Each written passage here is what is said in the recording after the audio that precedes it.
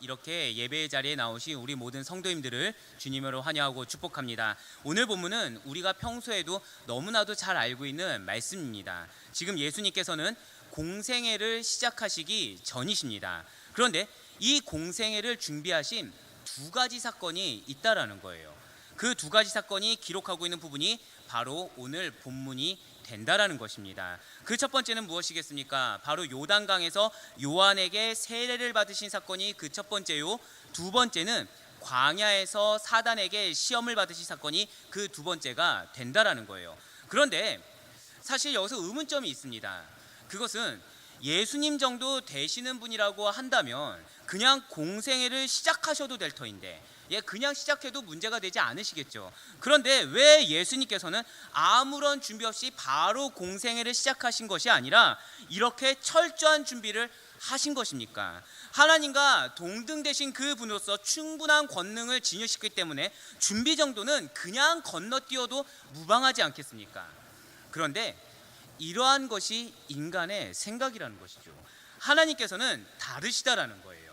하나님께서는 예수 그리스도를 이 땅에 보내시어 십자가에 죽으시고 다시 살아나 하늘로 승천하실 때까지 지독하리만큼 철저한 단계를 거치게 하셨습니다. 그로 말미암아 예수 그리스도의 하나님 되심, 예수 그리스도의 하나님 되심을 밝히 드러내 보여주셨다라는 것이죠. 모든 의를 이루고자 먼저 세례를 받으셨어요. 그리고 40일을 금식한 후에 사단을 이기심으로 말미암아, 그것도 말씀으로 사단을 이기심으로 말미암아 진실로 예수 그리스도는 살아계신 하나님의 아들이시다, 예수 그리스도는 살아계신 하나님의 아들이시다라는 것을 증명해 주셨습니다. 하물며 하나님의 아들이 이러할진대 연약한 우리의 인생들이 거룩하신 그 하나님의 사역을 감당할 때에는 얼마나 철저한 준비가 필요하단 말씀입니까? 오늘 이 시간 하나님께서 들려주시는 이 귀한 음성과 그 은혜로운 가르침을 듣고서 새롭게 변화되어서 주님께서 예배하신 그 풍성한 은혜를 모두 다 받을 수 있는 우리 귀한 모든 성도님들 되시기를 주님의 이름으로 간절히 축원합니다. 먼저 오늘 본문 처음 3장 13절 말씀 한번 보시길 바라요. 지금 3장 13절 말씀을 보면 예수님께서 공생애를 첫 출발하는 그때 예수님은 어디에 계시다라고 지금 나와 있습니까? 이때에 예수께서 갈릴리로부터, 네, 그렇습니다. 바로 갈릴리에 계셨다라는 거예요. 분명 예수 그리스도는 어디서 태어나셨죠? 베들레헴에서 태어나셨습니다. 그렇지만 우리가 지난번에 잘 들었던 것처럼 마태복음 2장 22절에서 23절에서 기록된 바와 같이 헤롯을 피해서 갈릴리로, 베들레헴에서 갈릴리로 거주지를 옮기셨다라는 거예요. 그렇습니다. 예수 그리스도께서는 이 공생애를 시작하기 전까지 주로 거주하시던 곳이 바로 갈릴리였습니다. 이 한 장소에서 별다른 이동이 없으셨다라는 거예요. 그저 조용하게 한 장소에서 하나님의 때를 잠잠히 기다렸던 모습이 바로 예수 그리스도의 모습이라는 것이죠. 분명 예수님의 이 젊은 나이 때에는 자신이 원하는 곳, 더 발전된 곳, 세련돼 보이는 그 도시를 지향할 수도 있을 것입니다. 왜입니까? 보기에 화려하고 좋아 보이는 곳에 대한 동경이 있는 것이 바로 그 당시 때의 젊은 세대의 일반적인 습성이기 때문이라는 것이죠. 그러나 그런 젊은이들과는 달리 예수님께서는 시골 어부의 작은 마을에서 겸손하게 때를 기다리셨다라는 거예요. 그리고 이때, 즉 하나님께서 계획하신 예수 그리스도의 때가 참에 예수님께서는 갈릴리에서 요단강으로 옮기셨습니다. 결코 예수님께서 우연히 요단강가에 이르신 것이 아니라는 거예요. 분명한 목적이 있으셨다라는 것이죠. 그런데 그 분명한 목적이 어떠한 개인의 욕심이나 개인의 감정, 개인의 계획이 아니었다는 사실입니다. 하나님의 뜻을 이루기 위한 목적을 가지고, 어떤 목적을 가지고요? 하나님의 뜻을 이루기 위한 목적을 가지고 이동하셨다라는 거예요. 그런데 우리가 이것을 어떻게 할 수 있단 말이죠? 오늘 본문에는 생략되어 있지만 원어로 보면은 이때 예수께서 갈릴리로부터 요단강의 요한 앞에 이르러, 어디 앞에 이르렀다고요?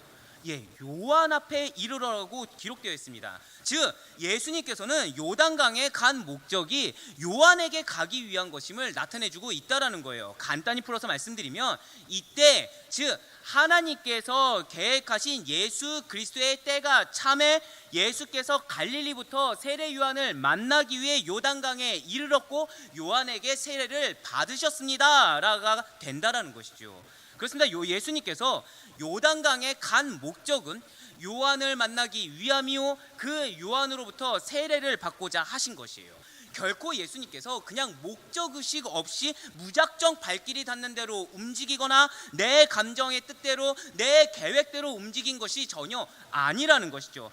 하나님께서 말씀하신 공생애를 준비하는 사역을 감당하기 위한 목적을 가지고 하나님께서 명하신 그 사역을 감당하기 위한 목적을 가지고 믿음으로 이동했으며 순종함으로 말미암아 믿음으로 움직였다라는 것입니다. 네, 그래요. 진실로 예수님의 모든 해동 반경과 그 모든 삶은 오직 하나님 중심이요 믿음이 원동력이었으며 사명이 우선이었다는 것이죠.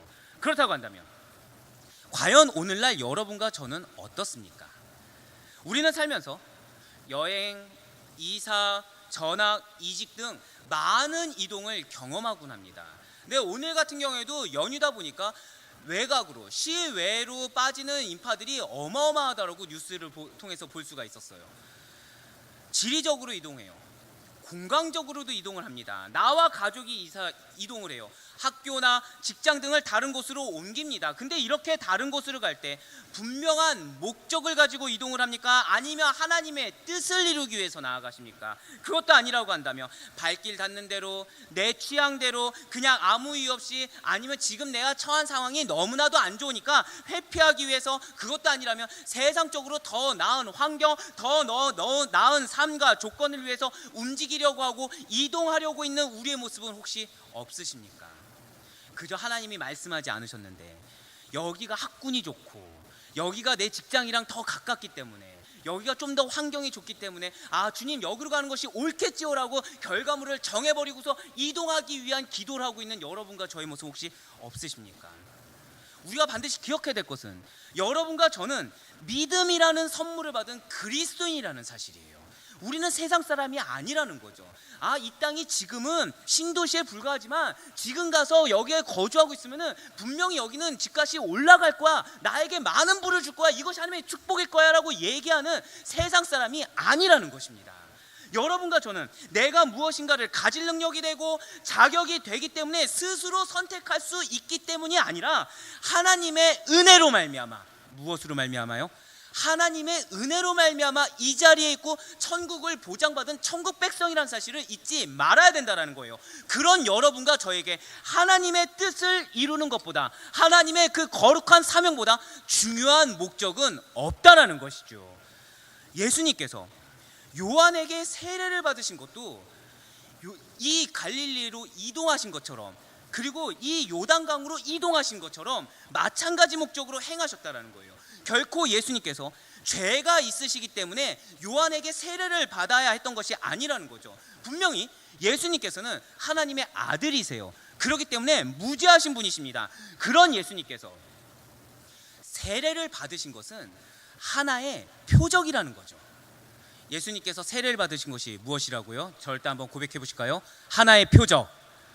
예, 맞아요. 그냥 우리가 봤을 때 예수님이 세례 받으셨구나 하고 넘어갈 수 있는 것이 아니라 예수님이 세례를 받은 것이 하나의 표적이라는 거죠. 이제까지 개인적인 생활을 끝내고 공생의 시작을 알리는 거룩한 뜻이 담겨 있다는 것입니다. 분명 예수 그리스도는 무죄하세요. 그렇지만 죄인들이 받는 세례를 동일하게 받으심으로 말미암아 죄인들을 위한 그 대속사역을 감당하시고 마침내 이것을 통해 하나님의 의를 이루신 것입니다. 물론 세례 요한은 이러한 예수님을 보고서 적잖이 놀랐을 거예요. 왜입니까? 분명히 요한은 알고 있었거든요. 그래서 요한은 몇 차례 반복해서 세례를 받고자 하는 예수 그리스도를 말렸습니다. 세례 요한은 예수님이 아닌 오히려 요한 자신이 예수님께 세례를 받아야 하는데 거꾸로 예수님께서 받으신다고 하니까 세례를 주라고 하니까 이게 어찌된 일인지 무척 당황했을 거라는 거죠. 당시로서 요한은 예수님께서 자신에게 세례를 받고자 하시는 그 진짜 이유를 몰랐습니다.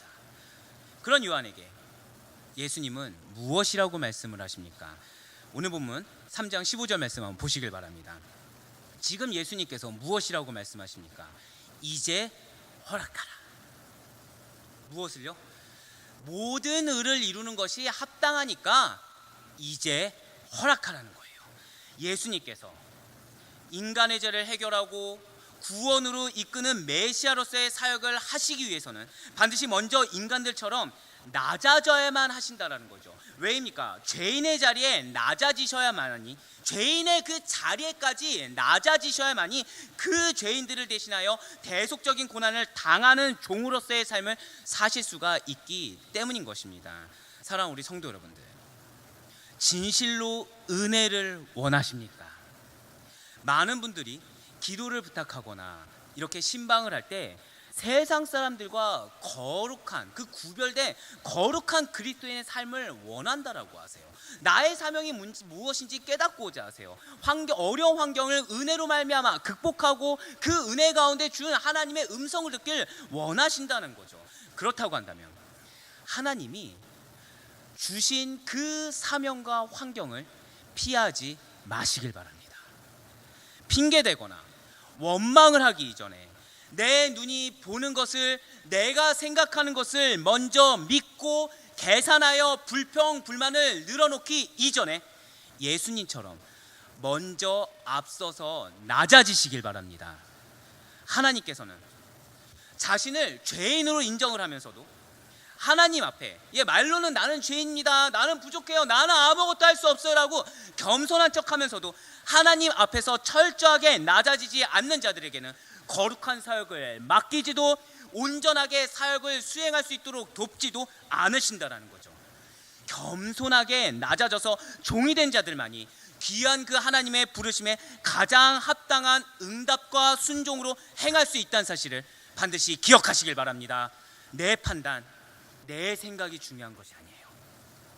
다른 사람이나 환경에 앞서서 내가 먼저 지금 주님을 바라보고 그 주님을 바라봄으로 말미암아 그 주님을 믿는 믿음으로 말미암아 나의 계획보다, 나의 생각보다 더 놀랍고 뛰어나신 하나님의 권위 아래 내가 온전히 순복함으로 말미암아 당연하게 낮아지고 있느냐? 그것도 아니라면 이런저런 거룩한 핑계를 다 대고는 있지만 결국 불순종하고 있느냐? 순종과 불순종의 문제라는 것이죠. 그렇습니다. 분명히 예수님께서는 무죄하시기 때문에 세례를 받아야 할 법적 필요성이 없으셨어요. 그럼에도 불구하고 하나님의 권위 아래 순종함으로 말미암아 세례를 받으셨다라는 거죠. 내가 하나님의 아들인데 사람이 베푸는 세례를 내가 받아야 돼? 라고 하지 않으셨다라는 거예요. 그때 하나님께서는 한번 17절 말씀 보시길 바래요. 그때 하나님께서 지금 무엇이라고 말씀하십니까? 하늘의 소리로서 분명하게 이는 내 사랑하는 아들이요 내 기뻐하는 자라 하시니라. 아멘. 이렇게 말씀하세요. 내 사랑하는 아들이요 내 기뻐하는 자라.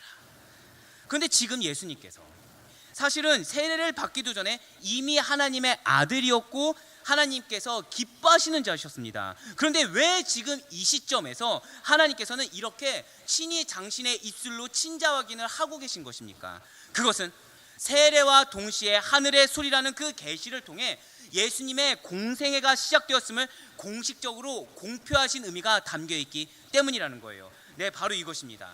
하나님의 권위 아래 순복하여 아주 작은 일에도, 물론 내가 봤을 때 그것이 아주 작고 내가 하지 말아야 될 일인 것처럼 보인다고 하더라도 그 작은 일에 헌신되었을 때 하나님은 공식적으로 직분을 허락하신다는 거예요. 하나님 공식적으로 무엇을 허락하신다고요? 직분을 허락하신다는 거죠. 그럼에도 불구하고 안타깝게도 어떠한 충성된 마음도 없이 사람들에게 드러낼 직분만을 받고자 하는 모습이 종종 우리에게 보인다는 거예요. 직분을 받았음에도 불구하고 너무나도 당연하게 세상의 환경을 핑계로 세상의 자기 형편을 이유로 들면서 사역을 소홀히 하는 모습도 당연하게 보이곤 한다는 거죠. 또한 주의 거룩한 사역을 감당하면서 스스로의 제한적인 시각과 옹졸한 판단으로 하나님의 사역을 난도질하는 경우도 있다는 거예요. 결코 그런 악한 모습과 행태가 우리 교회에는 나타나지 않기를 간절히 소망합니다. 진실로 하나님의 권위 아래 순복하여서 하나님의 그 공식적인 임명이 있는, 하나님께서 친히 인정하시고 하나님의 거룩한 은혜가 있으며 하나님의 충만한 은혜가 폭포수와 같이 흘러넘치는 모든 직분 받는 우리 거룩한 주의 권속도 되기를 간절히 소망합니다. 그때 하나님께서는 저와 여러분을 공식적으로 주의 일꾼이자 참된 청지기로 임명해 주실 거예요. 그 누구도 반기를 들 수 없도록 공적인 임명을 해주시며 하늘의 영예를, 그 충만한 영광을 여러분들에게 친히 안겨 주실 것입니다. 이 말씀을 믿으십니까? 네, 바로 그래요. 정말로 부디 바라옵기는 세례를 받으신 예수 그리스도, 사람을 본받지 마시고 하나님의 아들임에도 불구하고 그 하나님의 권위에 순복함으로 말미암아 당신의 눈에는 굉장히 작은 일이었지만 하나님의 그 거룩한 뜻에는 정말로 중요하다는 사실 앞에서 순복함으로 말미암아 그분을 본받아서 세례를 받으시 순종하신 그 예수 그리스도만을 본받아 앞으로 하나님의 그 귀하고도 축복된 거룩한 사명을 감당하기 위해서 먼저 낮아지시고 그리고 하나님의 권위 아래 온전히 순종하셔서 예수 그리스도와 같이 하나님의 그 충만한 의를 이룰 수 있는 우리 모든 성도님들 다 되시기를 주님의 이름으로 간절히 축원합니다. 이어서 이제 예수님께서는 공생의 시작을 준비하기 위해 받으셨던 시험이 바로 4장 1절부터 11절까지 소개되고 있어요. 먼저 4장 1절 말씀 한번 보시길 바랍니다. 지금 예수님께서 누구에게 이끌려서 시험을 받으셨다고 나와 있습니까? 보이시죠? 네, 성령에게 이끌려서 성령에 의하여 마귀에게 시험을 받으러 광야로 가서 40일을 금식하셨다는 거예요. 결국 예수님의 시험 당하심이 결국 누구의 사역인 것입니까? 성령의 주도적인 사역이라는 거죠. 즉 예수님께서 요단강에 가셨을 때 분명한 하나님의 사역을 순종함으로 말미암아 감당하고자 한 그 목적을 가지셨던 것처럼 성령의 인도하심을 받고, 역시 자신의 뜻이 아니에요, 성령의 인도하심을 받고 기꺼이 순종함으로 광야로 나가셨다는 거죠. 이 광야라는 장소는 과연 어떤 장소입니까? 예수님의 시험과 그리고 앞서 말씀드린 대로 준비의 장소, 공생의 준비의 장소라는 거예요. 이곳은 이스라엘이 출애굽한 이후에 가나안에 들어가기까지 40년 동안 방황했던 광야와 비교됩니다. 또한 아담과 하와가 머물렀던 에덴 동산과도 비교가 된다는 거예요. 이 이스라엘, 아담, 하와, 이 셋의 공통점이 무엇입니까? 그들은 시험에서 실패했어요. 그러나 예수님은 승리하셨습니다. 무엇으로 승리하셨습니까? 네, 오직 말씀으로, 어떠한 능력으로 하신 게 아니에요. 오직 말씀으로 말미암아 사단의 시험에서 승리하셨다라는 것이죠. 예수님께서 승리하신 그 사단의 시험은 우리가 잘 아는 것처럼 총 3가지 시험이었습니다. 첫 번째 시험이 무엇입니까? 한번 3절 말씀 보시길 바랍니다. 지금 사단은 하나님의 아들이라고 한다면, 정말로 예수님 너가 하나님의 아들이라고 한다면 돌을 떡이 되게 하라고 시험했어요. 지금 마귀는 예수님에게, 자, 이 부분 잘 들으셔야 됩니다, 하나님의 아들이라는, 절 따라 한번 고백해 보실까요? 특권의식. 네, 바로 이거예요. 자, 첫 번째 시험을 무엇을 부추긴 거라고요? 하나님의 아들이라는 특권의식을 부추기고 있다는 거예요. 너가 하나님의 아들이니까 뭐든지 다 가능하지 않겠냐라는 것이죠. 이렇게까지 고생할 필요 없이 직접 돌을 떡으로 만들어서 배고픔을 해결하라는 것입니다. 얼핏 들으면 맞는 말처럼 들리기도 해요. 너의 특별한 지위를 이용해서 너의 그 특별한 만족을 추구하라는 말, 너가 그러기 위해서 특별한 위치가 돼야 돼, 너가 특별한 무언가가 돼야 돼, 그 특별한 무언가가 되기 위해서 노력을 해야 돼 라는 말은 요즘 세상에 사단들이 사람들에게 가장 많이 하는 유혹이라는 거죠. 너는 특별하잖아, 너는 좀 뭔가 다르잖아, 너는 이런 일 할 사람이 아니잖아, 너는 뭔가 남다른 게 있잖아. 특권의식을 부추기면서 하나님께서 특별하게 주신 그 달란트를, 자신의 그 특별함을 하나님이 아닌, 하나님이 명하신 그 사명이 아닌, 그 거룩한 공동체를 위한 것이 아닌 자기 자신의 그 욕구를 섬기는 데 사용하라고 사단은 시험한다라는 거예요. 그럴 때 우리는 나의 자존심, 나의 우월감, 그 영적 우월감을 충족시키고자 사단의 음성을 모르는 척 듣고 행하여서 하나님의 뜻을 거스를 것이 아니라 예수님이 시험을 이기신 것처럼 말씀을 굳게 붙듦으로 말미암아 내 계산과 내가 판단해서 어떻게 그것을 증명해 보이려고 노력하는 것이 아니라 말씀을 붙듦으로 말미암아 승리할 수 있는 여러분과 제가 되길 간절히 소망합니다. 왜입니까? 하나님의 뜻이 이러하시기 때문이에요. 바로 신명기 8장 3절 말씀입니다. 사람이 떡으로만 사는 것이 아니라는 거죠. 자, 여호와의 입에서 나오는 무엇으로 산다고요? 모든 말씀, 그냥 하나둘의 말씀이 아니에요. 모든 말씀이라는 거죠. 우리는 어떤 말씀을 붙잡습니까? 암송하기 쉬운 말씀, 내가 붙잡고 싶은 말씀, 그것이 아니에요. 한 번만 다시 보여주세요. 그것이 아니라 모든 말씀으로 사는 겁니다. 우리가 사는 것은 모든 말씀으로 사는 줄을 내가 알게 하려 하심이라고 하나님께서 말씀하셨다는 거예요. 저와 여러분에게 있어서 일용할 양식이, 풍족한 재물, 넘치는 소출, 풍부한 먹을거리, 어떠한 재물에 있지 않다는 것을 반드시 깨달으시길 바랍니다.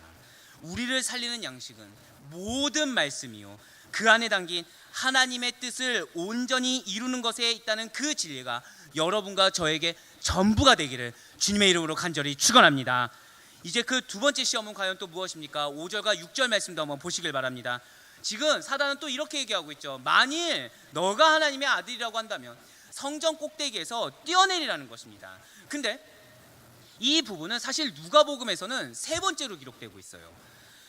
그런데 마태는 누가하고 달리는 앞으로 이제 소개될 그 세 번째 시험을 마지막에 배치한다는 거죠. 즉 누가는 지금 소개되고 있는 두 번째 시험을 세 번째로 배치했지만 누가가 세 번째로 배치한 그 시험을 마태는 두 번째 배치하고 마지막에 배치한 그 세 번째 시험을 강조할 목적으로 순서를 바꿔서 배치했다는 거예요. 즉 마태는 인간의 물질, 정신적 허영심, 영적 문제의 순서로 재배치했다라는 것입니다. 네, 떡이 돌이 되게 하라는 것은 인간의 물질의 문제를 제기한 시험이었어요. 지금 저희가 듣고 있는 두 번째 시험은 정신적 허영심의 문제라는 것이죠. 지금 마귀는 예수님이 하나님의 아들이라는 그 특권의식을 다시 한 번 더 부추기면서 성전 저 높은 곳에서 뛰어내려도 하나님이 너를 위험해서 보호해 주실 거야 라고 유혹했다라는 거예요. 이것도 얼핏 들으면 맞는 말 같죠. 그러나 예수님으로 하여금 사실은 정말 하나님이 보호해 주실까? 내가 이렇게 어려운 환경 가운데 있는데 나를 아직까지 여기서는 아무런 길도 보여주지 않는데 정말 나에게 길을 보여주실까? 이 길이 맞을까? 이러한 의심을 갖고 하나님을 시험하도록 예수님을 유혹했던 것처럼 여러분과 저도 유혹한다라는 거죠. 그러나 예수님께서는 역시 또 승리하셨어요. 무엇으로 승리하십니까? 말씀으로 승리하셨어요.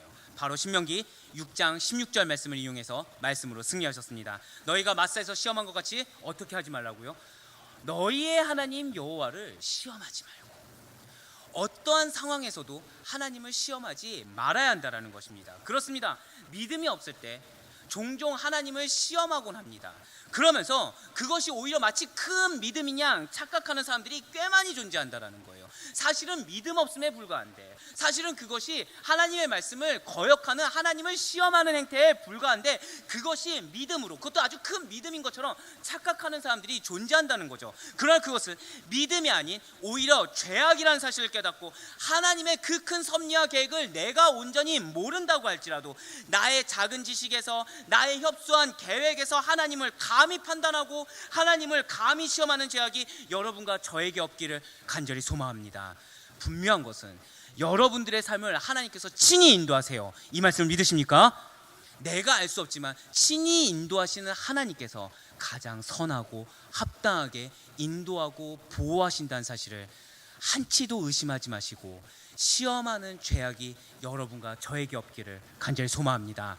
이제 마지막 시험은 8절과 9절 말씀 한번 보시길 바래요.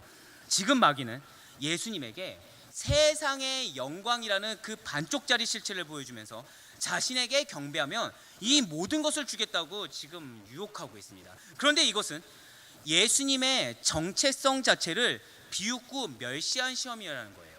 분명 예수님께서는 태어날 때부터 동방 박사들에게 신적인 경배를 받으신 분이라는 거죠.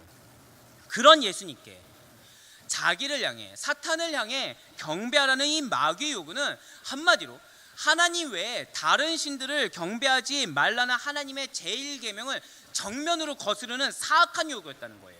하나님의 아들이세요. 창세전부터 하나님과 동일한 영광을 가지신 예수 그리스도이십니다. 그런 예수님께서 하나님의 대적자 되시는 바로 마귀에게 엎드려 경배하는 일은 결코 있을 수가 없다라는 거죠. 그래서 예수님은 가장 강렬한 반응을 보이신다라는 거예요. 저자 마태가 시험의 순서를 이렇게 누가와 달리 재배치해가면서까지 강력하게 주장하고자 한 것도 바로 이것이라는 거죠. 사단의 모든 시험은 다 허무맹랑하고 비열한 것이지만 세 번째 시험이 가장 졸렬하고 어리석다라는 것입니다. 왜입니까?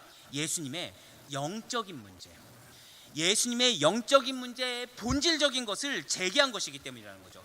그래서 예수님께서는 앞서와 달리 사단아 물러가라, 사단아 물러가라라고 격렬한 반응을 보이셨다는 거예요. 무엇 때문에요? 영적인 문제 때문에. 과연 여러분과 저는 어떻습니까?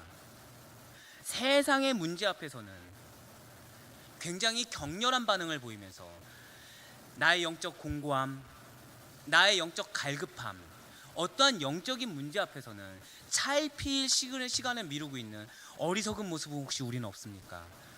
기억하시길 바라요. 예수님이 다른 어떠한 시험, 물질의 시험, 허영심의 시험, 그보다도 가장 크게 격렬하게 반응을 보이신 부분은 바로 영적인 문제였다는 사실입니다. 그리고 첫 번째와 두 번째와 마찬가지로 하나님의 말씀으로 승리하셨어요. 바로 신명기 6장 13절 말씀입니다. 우리 신명기 6장 13절 말씀은 다 같이 한 목소리 읽겠습니다. 시작. 내 하나님 여호와를 경외하며 그를 섬기며 그의 이름으로 맹세할 것이니라. 아멘. 그렇습니다. 우리의 경외의 대상이 누구라고요? 하나님 외에 없으세요. 우리는 누구만을 섬겨야 하는 것입니까? 우리는 누구만을 섬겨야 된다고요? 하나님 외에는 없다라는 사실입니다. 하나님 유일 신앙이, 그 하나님만을 의지하는 하나님 절대 의존 신앙이 여러분과 저의 참된 신앙이 됨을 반드시 믿으시길 바랍니다.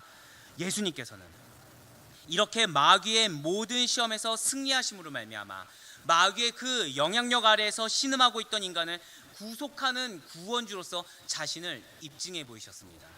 분명 첫사람 아담은 풍요로운 에덴 동산임에도 불구하고 실패했어요. 하지만 마지막 아담인 예수님은 거칠고 고달픈 그 척박한 환경의 광야에서조차도 승리하셨다는 거죠.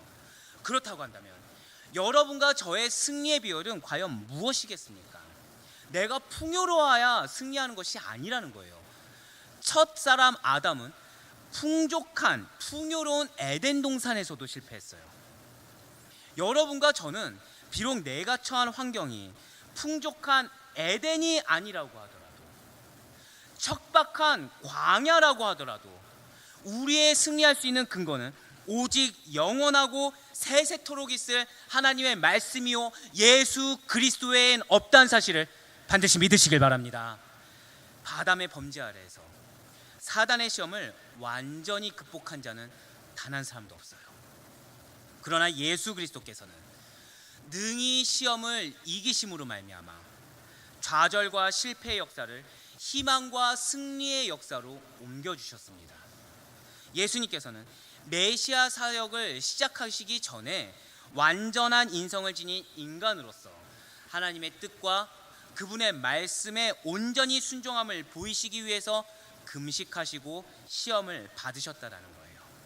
사랑하는 우리 성도 여러분들, 혹시 지금 시험 가운데 놓여 계십니까? 녹록치 않는 형편, 어려운 환경, 그리고 마음을 어렵게 하는 사람 때문에 내 마음이 지금 시험이 들고 있습니까? 그래서 어떤 결단을 내리고자 하십니까? 우리를 능히 구원하실 말씀으로 먼저 나를 되돌아보고 그 말씀을 붙듦으로 말미암아 승리할 수 있는 여러분과 제가 되길 간절히 소망합니다. 그래서 야고보는 지금 아멘으로 화답한 우리 귀한 성도님들과 저에게 이렇게 야고보는 권면합니다. 바로 야고보서 1장 21절 말씀이에요. 그러므로 모든 더러운 것과 넘치는 악을 어떻게 하라고요? 내버리고 너희 영혼을 구원할 바, 능히 구원할 바, 그것도 마음에 심어진 말씀을, 자 우리 빨간색만 한번 같이 읽어볼까요? 시작. 온유함으로 받으라. 말씀을 무엇으로 받으라고요? 정죄하기 위해서 받는 게 아니에요. 핍박하기 위해서 받는 게 아니에요. 자기가 위안받기 위해서 받는 것이 아니에요. 온유함으로 받아 그 말씀 앞에 먼저 자복하고 순종할 수 있는 여러분과 제가 되길 간절히 소망합니다. 그것이 우리에게 참된 승리와 구원을 준다는 사실을 반드시 잊지 마시길 바랍니다. 사랑하는 우리 모든 동원의 성도 여러분들, 예수 그리스도께서는 오늘 본문에서 보신 바와 같이 하나님의 뜻을 이루기 위한 목적으로, 오늘 공통된 주제는 이거예요. 하나님의 뜻을 이루기 위한 목적으로 갈릴리에서 요단강으로 나와 세례를 받으시고 또한 같은 목적으로 시험을 받고 승리하셨습니다. 무슨 목적으로 이 둘을 감당하셨다고요? 하나님의 뜻. 하나님의 뜻과 계획이 예수님께는 가장 중요하셨다는 거예요. 예수님께서 공생애를 시작하시기 전에 철저한 준비 과정을 거침으로 말미암아 낮은 인간의 몸을 입고 천한 자들을 구하기 위해서 귀한 자기 자신을, 자신의 생각, 자신의 가치관, 자신의 육신의 환경, 그 어려움까지 다 버리셨습니다. 인간을 구원하기 위해 이 땅에 오신 목적 그대로를 이루시고 성취하셨다라는 거예요. 하나님께서는 오늘날 저와 여러분에게도 동일한 사명과 동일한 살아가는 목적을 허락하고 계십니다. 진실로 낮아지시길 바랍니다. 진실로 자기를 버리시길 바라요. 진실로 말씀을 온유함으로 받아 말씀이 전부가 되는 여러분과 제가 되길 간절히 소망합니다. 나의 사명이 아니라 하나님께서 명하신 사명. 제가 방금 뭐라고 표현드렸죠? 내 사명이 아니에요. 즉 내가 원하고자 하는 사명이 아니라 하나님께서 말씀하신 그 명하신 사명이 곧 여러분과 저의 삶이 되길 간절히 소망합니다. 그것이 진정한 주님의 뜻이요 목적이며 그곳에 우리가 그렇게 바람하지 않는 충만한 은혜와 참된 승리가 있다는 사실을 반드시 기억하시길 바라요. 부디 바라옵기는 자신의 연약함을 오직 하나님 앞에서 내려놓고, 연약함을 내려놓는다면서 말씀을 정죄 용도로 그리고 나의 방패막이로 쓰는 것이 아니라 하나님 앞에 나의 연약함을 내려놓고 오직 예수님의 말씀에 순종하여 예수님을 따라 사명을 위해, 그것도 하나님이 나에게 주신 그 사명을 위해 준비되고 오직 말씀에 순종함으로 말미암아 귀하게 쓰임받을 수 있는, 그것도 주의 은혜로 말미암아 전부 다 감당할 수 있는 우리 사랑하는 모든 성도님들과 제가 되기를 주님의 이름으로 간절히 축원합니다.